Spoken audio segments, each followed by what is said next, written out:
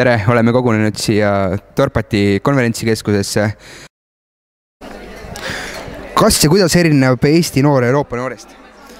Ega ma arvan, et ta suuresti ei erinegi, et ega Eesti noor on täpselt samamoodi samad võimalused ja samasugune, et mina küll neil mingit erinevust ei leia. Aitäh! Nii, kas tänapäeva noored on piisavalt ettevõtlikud?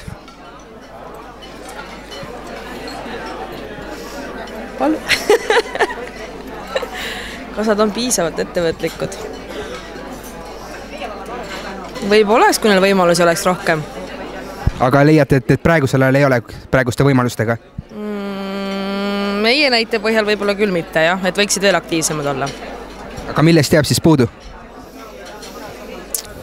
Millest jääb puudu? Võib-olla teadmistest jääb puudu. Olgu, aitäh! Palun! Kas Eesti noored väärtustavad oma kultuuri või pigem siis väliskultuuri? Kindlasti väärtustavad, jah. Ega päriselt? Loomulikult väärtustavad. Vaata ennast kas või seda ka euroopaliku jalgpallisoenguga, et ma arvan, et see juba näitab seda, et me väärtustame ega muud kultuuri. Ehk siis kumba kultuuri nad väärtustavad, kas oma kultuuri või siis väliskultuuri? Nagu näha sinu pealt, et sa ei ole mulgi kaabuga, vaid sul on selline huvitav jalgpalluri soeng, et siis pigem siis ikkagi ma arvan, et lähtuvad, mis Euroopast mallid tulevad. Aga miks on nii? Sellepärast võib-olla oleme liiga vähe tähelepanu pööranud oma juurtele, et kindlasti oleks võimalik seda asja parandada ja kui kõik see elab ilma minevikuta, elab ilma tulevikuta. Aga kuidas on seda asja võimalik parandada siis? No näiteks noortekeskustes ka mingid teatud programmid tööle panna. Olgu, aitäh! Kas Eesti noored väärtustavad oma kultuuri või siis pigem väliskultuuri? Ikka oma. Ja kuidas see väljendub noorte olemuselt? No võtame kas või viimase augustikuu, kui kõik noored tulid lauluväljakule kokku ja olid üheskoos ühtse perena. Olgu, aitäh! Nonii.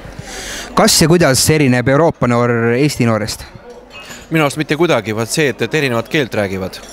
Tegelikult ma isegi laiendaks seda maailma peale, et ei ole vahet, kas on Euroopa või Eesti noor või on see Ameerika või Mehhiko noor. Tegelikult see maailma juba globaalne subkultuur on niivõrd levinud, et ega mina küll suurt erinevust sisse ei tooks.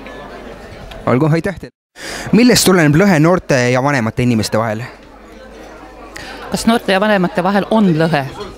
Paljud arvavad, et on seda lõhet, et ei sobi kokku, et on erimeelsusi, aga kui teie arvate, et ei ole, siis miks te arvate nii? On teil näiteid? Mis sa ise arvad? Mina arvan, et oleneb noorest, oleneb vanemast inimesest. Et on inimesi, kellega on see vahe ja on inimesi, kellega see ei ole. Et seda, kellega tekib lõhe, kellega ei teki.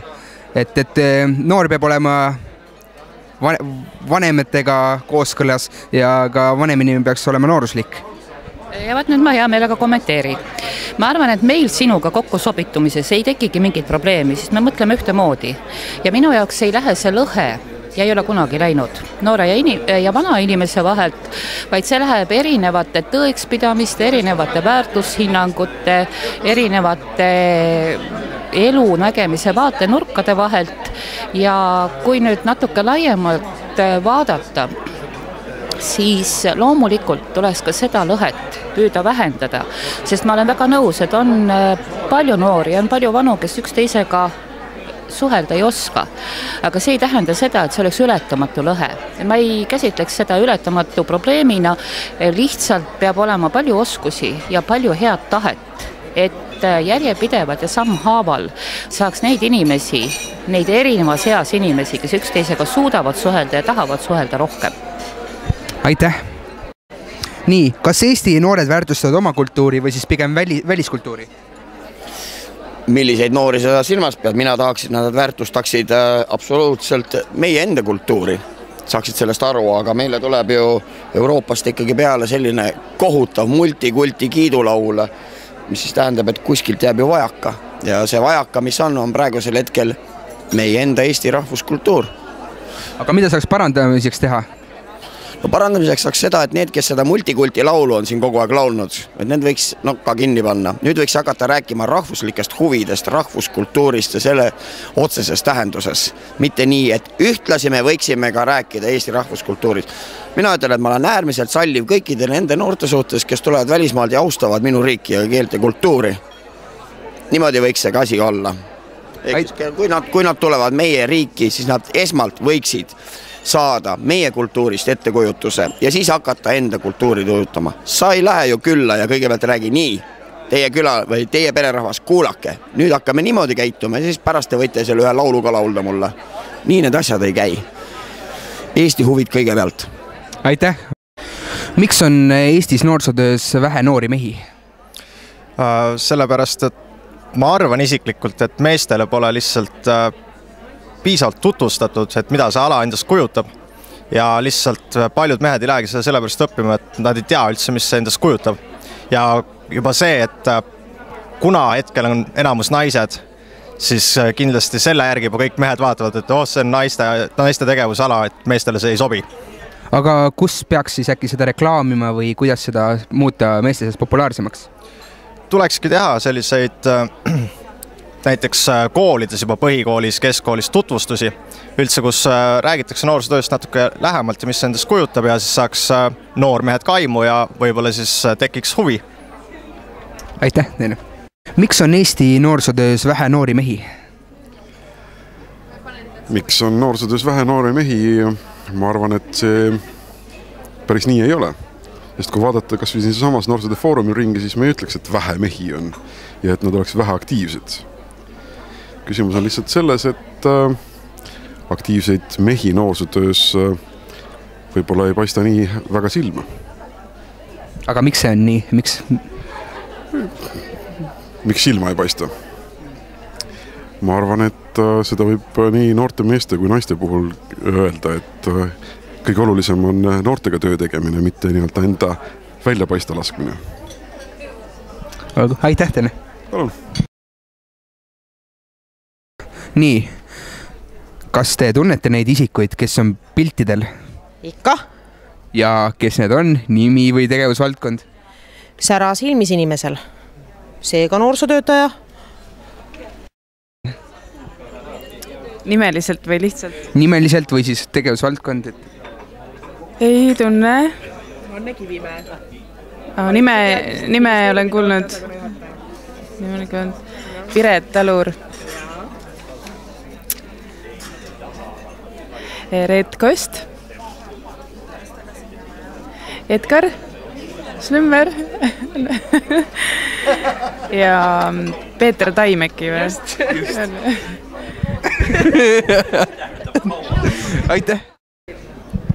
Pildil on väga tore inimene, kes oma sellist tõsist karjääri alustas Narva linnast, kes natuke kadus ära, kes on mulle väga huvitavaid ja uusi põnevaid teadmisi andnud noorte valdkonnast Eestis ja siis, kui me kunagi Jõhvi noortekeskust asutasime, siis me käisime Anne juures külas ja rääkisime sellest, et kuidas või mismoodi võiks seda teha nii, et see oleks äge ja lahe.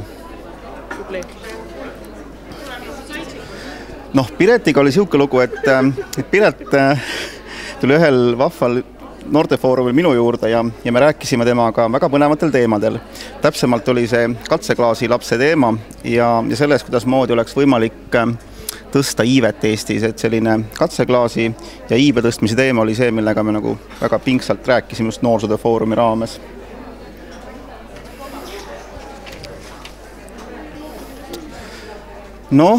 Reedaga on ka meil väga pikaajaline koostöö olnud programmi Euroopa noored raames just läbi selle, et kui me esimest korda ametlikult kohtusime ühel põneval vestlusel büroo, mis oli 5. korrusel, siis me rääkisime skautlusest ja rääkisime natukene võimalustest maailma paremaks muuta ja sellest hetkest on Reet olnud minu jaoks just see inimene, keda kuulata just siis, kui tahta just kui neid värskeid ja uusi tuuli oma põse peal tunda saada, et siis see, mis ta räägib, on väga värskendav ja väga selline uuendustele suunatud ja see on minu jaoks hästi oluline Reeda puhul. Edgariga mul on au olnud kursavend lausa olla. Et Edgariga me pisivedas õppisime koos ja kui Edgar, nii nagu ka Anne, alustas, nii palju kui mina tean, Narvast oma karjääri just sellises otsustajate ringis noorte koguna juhina. Ja nüüd, kus Edgar minu klassivennast on saanud väga suure tähtsa organisatsiooni juhiks, on mul hea meel alati kuulata ja vaadata, et mismoodi tal läheb ja just on põnev tema sõnavõttudest välja lugeda neid nagu ridade vahelisi mõtteid, et Edgar on selles mõttes nagu positiivne tegelane, et ta on noor ja tal on sellised nooruslikud mõtted, et see on selline hästi tähtis Edgari juures. Ja viimane? No Peetriga on teine lugu. Peetriga meile õhtul saime kokku ühes keldris ja me arutasime just hästi põnevat plaani, seda ma nüüd tahan väga, et see läheks sellesse videolõiku sisse, mida näitatakse järgmisel päeval, et see on nüüd hästi oluline informatsioon kõigile Eesti headele inimestele. Me arutasime 2013. aasta noorsootöötajate kevadkooli plaani ja tegelikult on see salajane info veel ja hea on see, et Peeter on võtnud sellise suure organisatsiooni nagu Eesti Noorsootöötajate Ühenduse juhtimise enda kätesse ja nüüd mul on veel kord hea võimalus rääkida sellest, et me arutasime noorsootöötajate kevadkooli plaani, mis toimub aasta 2013, millest tegelikult veel väga palju ei tohi rääkida, aga lihtsalt teadmiseks eelinfona, et selline väga võimas üritus on plaanis meil. Ja Peetrist veel nii palju, et Peeter on seotud 6-7 väga erineva organisatsiooniga ja lõpetuseks, et 2013 aasta kevadel on üks vahva siukene noorsootöötajate kevadkool plaanis, et kui on neid, kes sooviksid punti lüüa ja koos meiega seda asja plaanima korraldama hakata, siis liituge Facebookis noorsootöötajate ühenduse koduleheküljel, noorsootöötajate kommuuniga ja andke endast märku, et te tahaksite oma panus anda selleks, et noorsootöötajad saaksid rohkem harituks ja saaksid aidata meil seda vahvat ettevõtmist kevadel 2013 aastal siis läbi viia. Aitäh! Aitäh teile!